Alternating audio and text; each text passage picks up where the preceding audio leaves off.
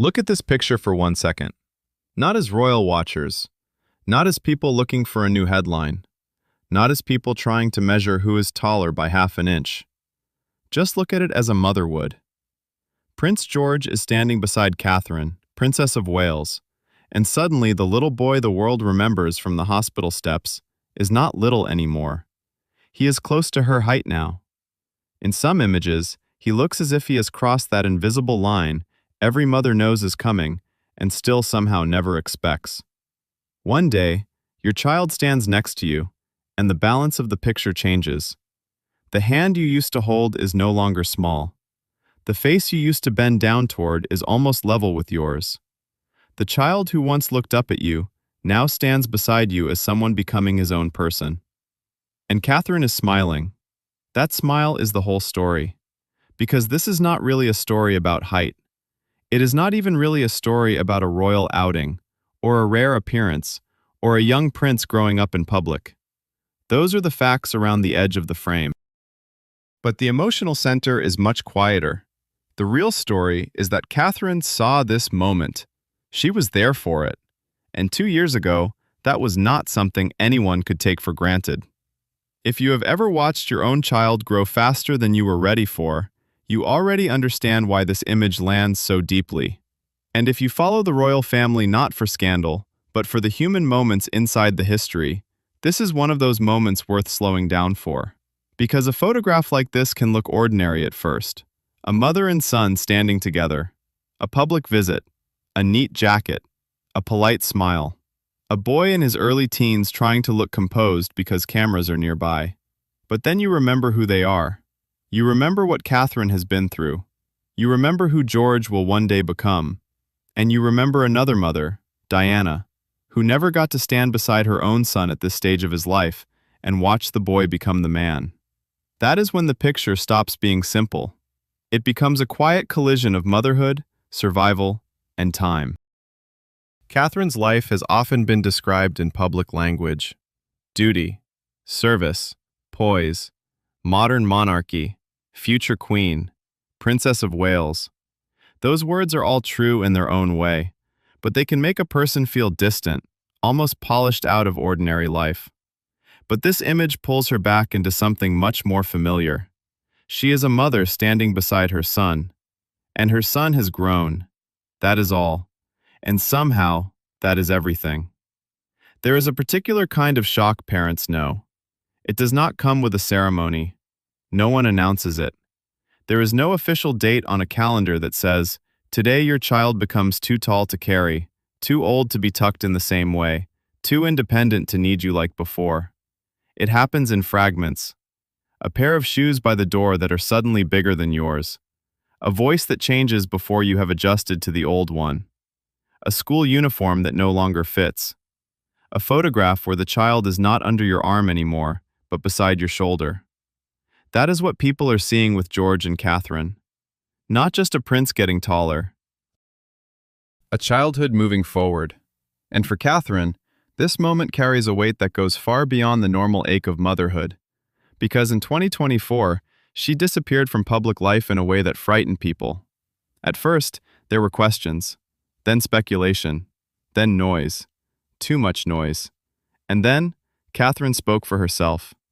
She said that after major abdominal surgery, tests had found cancer, and that she was undergoing a course of preventative chemotherapy. It was one of those royal moments where the palace language fell away, and the person underneath became visible. She was not a headline then. She was a woman sitting on a bench, explaining that she had needed time to tell her children.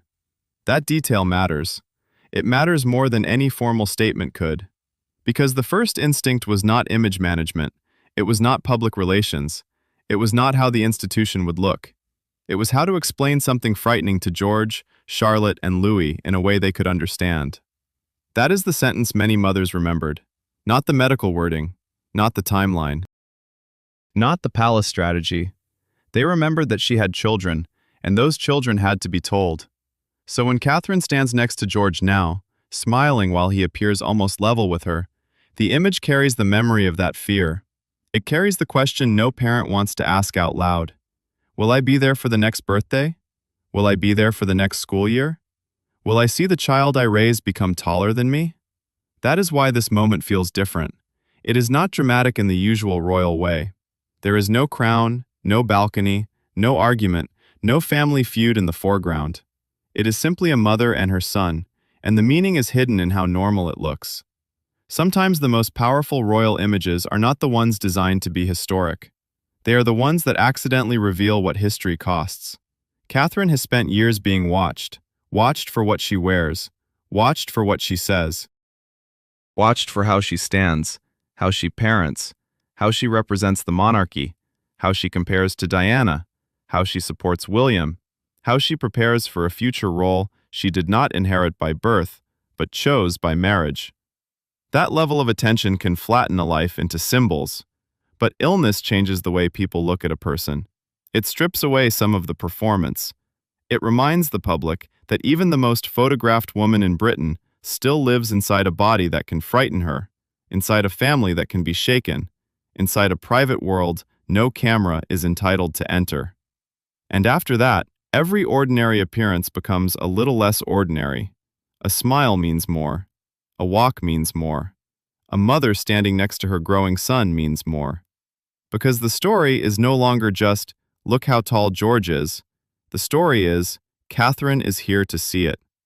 That is the emotional engine of this photograph, and it is also why it reaches an audience that has grown up with the royal family as a kind of public family album. Many people who watched Diana as a young princess later watched William and Harry as boys. Then they watched William marry Catherine. Then they watched Catherine walk out of the hospital with newborn George in her arms. That was not very long ago, and yet it was a lifetime ago. George was a baby wrapped in a blanket, his tiny hand barely visible. Catherine looked exhausted and radiant in the way new mothers do when the world expects them to be graceful hours after giving birth. William held the car seat like a nervous new father, because he was one. And now that baby is 12. He is standing almost shoulder to shoulder with his mother. Time has done what time always does. It has moved silently while everyone was distracted. That is why people stop scrolling when they see the image. Not because it is shocking exactly, because it catches them off guard. It makes them think of their own children. It makes them think of their own mothers. It makes them think of the photographs they did not know would matter until years later. And maybe that is why this kind of royal story can be more powerful than scandal. Scandal makes people look, but recognition makes people stay. If this moment reminds you of your own son, your own daughter, or a child in your family who seemed to grow overnight, leave a comment with the age when you first noticed it. Because almost every parent has that one memory. The day the child was suddenly not so small anymore. For Catherine, that day has now arrived in front of the entire world. And yet, in the photo, she does not look as if she is trying to control the meaning of it. She does not look theatrical. She does not look like someone performing a grand emotional statement. She simply looks happy to be beside him. That simplicity is what gives the image its force. The public often wants to turn Catherine into an answer to Diana. Is she like Diana? Is she different from Diana? Does she carry the same softness? Does she have the same star power? Does she understand the pressure of being Princess of Wales? Does she know what it means to live in the shadow of a woman Britain never fully stopped grieving? But maybe the deepest comparison is not about glamour or fashion or charisma or public affection. Maybe the deepest comparison is this. Catherine gets to stay. Diana did not. That is a painful sentence, but it is the truth behind the emotional contrast. Diana died when William was 15. She saw him as a boy. She saw the early shape of the man he might become. But she did not see him finish growing up. She did not see him graduate into adult life. She did not see him marry Catherine. She did not see him become a father. She did not hold Prince George. She did not stand beside William when he became taller, older, steadier, more guarded, more burdened, more like the future king he had always been born to become. That absence became part of William's life, not a chapter he could close, but a room inside him. And now, when Catherine stands beside George, the image carries a quiet reversal. Here is another Princess of Wales. Here is another firstborn son who will one day be king. Here is another boy, growing up under a destiny he did not choose. But this time, his mother is still beside him. That is not a small difference. That is the difference. And it is why this picture can feel almost tender and haunting at the same time. Because Diana's absence is not visible in the frame, but it is present in the story. It hovers around William. It hovers around George. It hovers around Catherine, who inherited not only a title, but a place in the public imagination that will always be measured against what came before. Catherine has never tried to be Diana. That may be one of the reasons she has survived the comparison as well as she has. She has not chased the same kind of emotional electricity. Her public strength is quieter, more controlled, sometimes so controlled that people mistake it for distance. But in moments like this, that quietness becomes the point. She is not trying to create a Diana moment. She is living a moment Diana never got to have, and the camera caught it. This is where the story becomes much bigger than one mother and one son on one outing. Because Prince George is not just any 12-year-old boy who has suddenly grown tall enough to surprise people. He is second in line to the throne. One day, unless history takes a turn no one can predict, he will be king. That knowledge sits behind every public image of him, even when he is doing something ordinary. When George was small, people could soften that fact. A toddler on a balcony is still mostly a toddler. A little boy in shorts is still mostly a little boy. A child waving at aircraft or making faces at his siblings can still be protected by the natural comedy and innocence of childhood. But 12 is different. 12 is still young, of course, painfully young in some ways, but it is also the edge of another world. The face changes, the posture changes, the awareness changes. A child starts to understand not just that adults are watching, but why they are watching.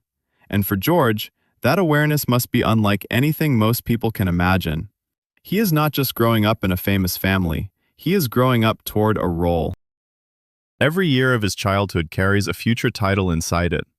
That is a strange thing to ask of a child, to let him be ordinary while knowing he will never be entirely ordinary. To give him privacy while preparing him for public life. To protect his childhood while slowly teaching him the shape of duty. This is where Catherine's role becomes so important. Not because she is training him with speeches, not because she is constantly presenting him to the public as a future king. In fact, much of what William and Catherine have tried to do is the opposite. They have limited his appearances. They have allowed him to attend school, to live with his siblings, to have routines that are not always available to royal children when the institution decides it needs them too early. They seem to understand that the best preparation for kingship may not begin with ceremony. It may begin with stability, with dinners at home, with school runs, with siblings who tease you, with a mother who can tell when you are overwhelmed before the cameras can. With a father who knows exactly what happens when the public story becomes louder than the private child. And that is the bridge to William, because in this image, even if William is not the emotional focus, he is impossible to leave out. He is the son who lost Diana. He is the father raising George. He is the boy who became a man with a wound the monarchy could never fully cover. And now he is trying to give his own son something he himself lost too early. Not privilege. George already has that. Not destiny. George already has that too. Presence. The presence of a mother. The presence of a family that feels like a family before it feels like an institution. The presence of ordinary life inside an extraordinary future. And that is why Catherine's smile in this photograph matters so much. Because for George, it may one day become part of the memory of being protected before the world fully claimed him. For now, he is still beside his mother. For now, he is still a boy. But the picture already knows what is coming next. That is what makes it so hard to look away from. Because every photograph of George now contains two versions of him. There is the boy in the picture, still young enough to stand close to his mother, still young enough to be guided by a hand on the back, still young enough that people notice when he looks shy, serious, amused, or unsure. And then there is the future man inside the picture, the future king, the person the world is already waiting for, even though he has not finished being a child. That is a heavy thing to place on a 12-year-old, and yet the royal family has always lived inside that tension. A child is born, and immediately the public begins speaking in future tense. One day he will be king. One day he will marry. One day he will stand on the balcony not as a child beside his parents, but as the center of the institution. But childhood is not supposed to be lived as a waiting room. And maybe that is what William and Catherine seem to understand better than many people give them credit for. George cannot escape his future, but he can be given a childhood strong enough to carry it. That may be the real work Catherine is doing, not the glamorous work, not the work that makes front pages in the same way a state banquet or a tiara does. The quieter work, the hidden work, the work of making sure a boy who will one day belong to history first knows what it feels like to belong to a family. Because if you look at the old photographs of William as a boy, you can sometimes see the same burden beginning to form. He was loved, but he was watched. He was protected, but he was exposed. He was a child, but he was also the heir after his father, and everyone knew it. Then Diana died, and suddenly the boy who had been watched by the country was watched grieving by the country. That is a terrible inheritance. Not the crown, not the palaces, not the privilege. The knowledge that your private pain can become a public image. William has lived with that for almost all of his adult life. And whether people admire him or criticize him, whether they agree with every choice he makes or not, there is one part of his life that seems deeply clear. He knows what it means for a child to be swallowed by a public story before he is ready. So when we see George beside Catherine, the image is also a measure of William's choices. It says that George still has a mother beside him. It says that George is being allowed to grow gradually. It says that, at least for now, the family is trying to keep the future from arriving too early. And that is not nothing. In fact, inside the royal world, that may be one of the most important things. The monarchy has always been built on continuity. One generation passes to the next. A child is born into a line that existed long before him and will, perhaps, continue long after him. The public sees pageantry and tradition, but inside that grand machine are children who have to become symbols before they fully understand what symbols are. George is one of those children. But the photograph with Catherine softens that truth. It does not erase the future. It frames it through motherhood. He is not standing alone. He is not being pushed forward as a miniature king. He is standing beside the woman who packed his earliest life with the ordinary things that never make history books, but shape the person history eventually receives. Breakfasts, school days, family jokes, small corrections, bedtime conversations, quiet encouragement before a public event. The look only a mother can give when she knows her child is nervous and does not want anyone else to see it. These are not royal details. They are human details. And they matter because one day, when George is older, people will speak about him in the large language of monarchy. They will talk about duty, leadership, constitutional responsibility, the future of the crown. They will ask what kind of king he will be. But the answer may begin here. Not with a speech, not with a coronation, with a boy standing next to his mother while she smiles because she is still here to see him grow. That is why this image also belongs to Catherine's story of survival. There is a version of royal commentary that treats survival as image, a successful return, a strong appearance, a reassuring look. But for a mother, survival is much more concrete than that. Survival is being at the table again. Survival is hearing your child come through the door. Survival is seeing the school year change. Survival is noticing that your son has grown taller and feeling the strange ache of pride and loss at the same time. That is the part of Catherine's story that does not need to be dramatized. It is already dramatic enough because it is ordinary. And ordinary life is exactly what illness threatens to take. The public may never know the full private reality of what Catherine endured, and it does not need to. She has the right to keep the worst rooms of that experience closed. But the outline is enough to understand why this moment has emotional force. There was a time when her absence made people wonder. There was a time when her voice, explaining that she had cancer, changed the mood of the country. There was a time when her children had to be protected from fear before the public could be reassured. And now there is this, a boy almost as tall as his mother, a mother smiling beside him. A future king, still standing inside the shelter of childhood. If you find these quieter royal moments more meaningful than the noise, this is exactly the kind of story worth staying with, because it tells us something scandal rarely does. It tells us what people are trying to protect. And Catherine, more than anything, seems to be protecting time. Time with her children. Time for George to grow without being rushed. Time for William to build a home different from the one that broke around him. Time for a family that belongs to the public to still have a life that belongs to itself. That is difficult in any famous family. In the royal family, it is almost impossible. Every appearance becomes a clue. Every absence becomes a theory. Every photo becomes a debate. And yet, the meaning of this picture is not complicated. A mother made it to a moment she might once have feared missing. That is the sentence underneath everything. And it is also the sentence that brings Diana back into the frame.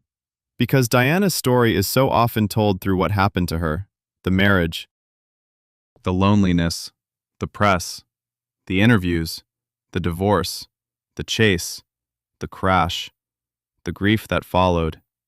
But when you look at Catherine and George, Diana's story is also defined by what never got to happen. She never got to see William as a husband. She never got to watch him become a father. She never got to see the way he would hold his children's hands in public, sometimes formal, sometimes protective, sometimes almost visibly determined to keep them close. She never got to see George, and that absence creates a strange tenderness around Catherine. Because Catherine is not replacing Diana. She could not, and she does not need to.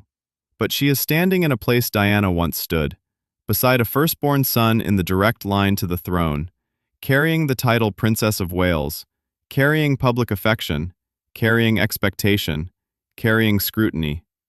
Only this time, the story has a chance to continue. This time, the mother is still there for the height change, the teenage years, the awkward public appearances, the small flashes of confidence, the long preparation for adulthood.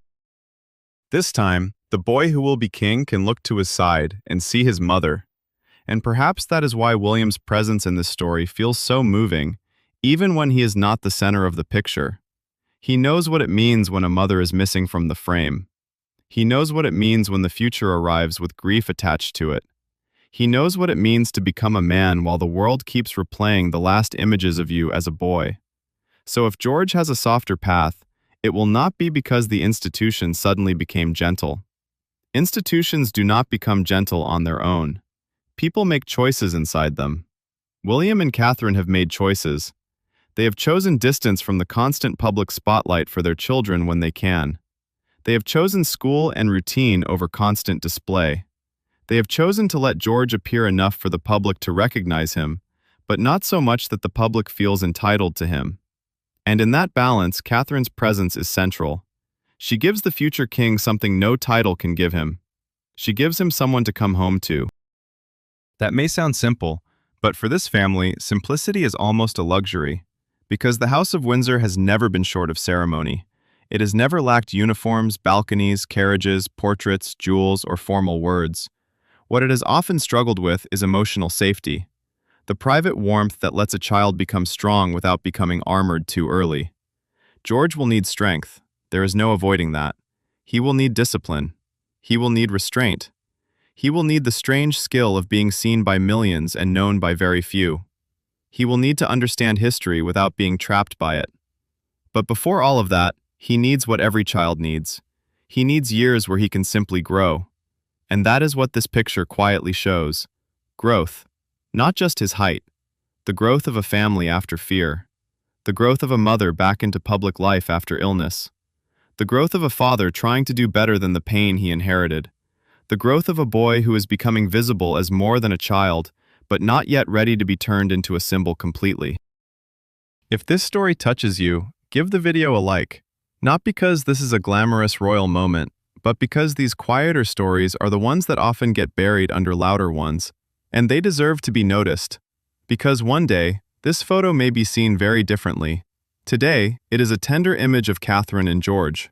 Today, it is a mother smiling beside a son who seems to have grown overnight. Today, it is a reminder that time has moved, that illness did not take this moment away, that Diana's absence still echoes, and that William is trying to give his child a different kind of memory. But one day, if George becomes king, people may look back at this picture with the strange ache that always comes from seeing history before it knew it was history. They may look at him and say, there he is, before the crown, before the full weight, before the speeches and the state papers and the endless public duty, before the world stopped calling him a boy. And they may look at Catherine and notice her smile. Not a grand smile, not a triumphant smile, not the smile of a woman trying to make a statement, the smile of a mother who got to be there. That is the image that stays. Not the measurement of George's height, not the exact angle of the photograph, not the discussion of whether he is already taller or almost there. What stays is the feeling that something irreversible has happened quietly. A child has grown. A mother has survived enough to see it. A grandmother is missing from the story. A father is trying to repair what loss once broke. And a future king is still, for a little while longer, standing beside his mother. That is why this moment matters. Because royal history is usually written in dates: births, weddings, deaths, coronations, jubilees, funerals. But family history is written in smaller marks. The first time a child lets go of your hand. The last time you pick them up. The day their shoes become bigger than yours. The photograph where you suddenly realize they no longer look little. For Catherine, this may be one of those marks. For George, it may one day be one of those pictures he understands only later. And for everyone watching, it is a reminder of how quickly childhood passes, even in palaces, even under titles, even in families that seem larger than life. The crown can wait. The balcony can wait. The future can wait. But this moment cannot. It came once. Catherine saw it, and she smiled.